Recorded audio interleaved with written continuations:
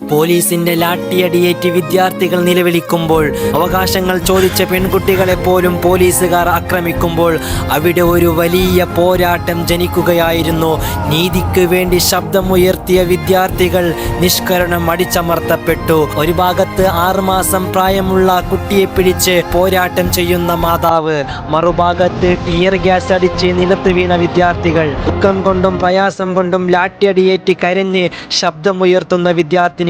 മറ്റൊരു ഭാഗത്ത് ജാതിയോ മതമോ നോക്കാതെ മനുഷ്യത്വത്തിന്റെ പേരിൽ മനുഷ്യരായി പോരാട്ടം ചെയ്ത യുവജനത. ഒടുവിൽ ചോരയും കണ്ണീരും വീണ തെരുവുകളിൽ നിന്നാണ് രാജ്യം ആ വലിയൊരു സത്യം തിരിച്ചറിഞ്ഞത്. Doctor BR. അംബേദ്കർ കൊരിയിട്ട ഭരണഘടനയിൽ ജനാധിപത്യം എന്താണെന്ന യാഥാർത്ഥ്യം 1947 ബ്രിട്ടീഷ് സാമ്രാജ്യത്തിന് തകർച്ചയ്ക്ക് ശേഷം പ്രതിഷേധങ്ങളുടെയും പോരാട്ടങ്ങളുടെയും ശക്തി എന്താണെന്ന് മനസ്സിലാക്കിയ മറ്റൊരു നിമിഷം. ഒരു കൊടും കാറ്റായി CJP പടർന്നു കയറി അടിച്ചമർത്താൻ നോക്കിയ ഭരണകൂടത്തിന് മുട്ടുമടക്കേണ്ടി വന്നു. പുതിയ വിദ്യാഭ്യാസ മന്ത്രി പ്രഹ്ലാദ് ജോഷി കടന്നു വരുമ്പോൾ ഇത് കേവലം ഒരു മാറ്റമല്ല, വിദ്യാർത്ഥി യുവത്വത്തിന്റെ ചോര പോരാട്ടങ്ങൾക്ക് മുമ്പിൽ സിസ്റ്റം നൽകിയ മറുപടിയാണ്. ഇത് അടിച്ചമർത്തിയവന്റെ ശബ്ദമാണ്.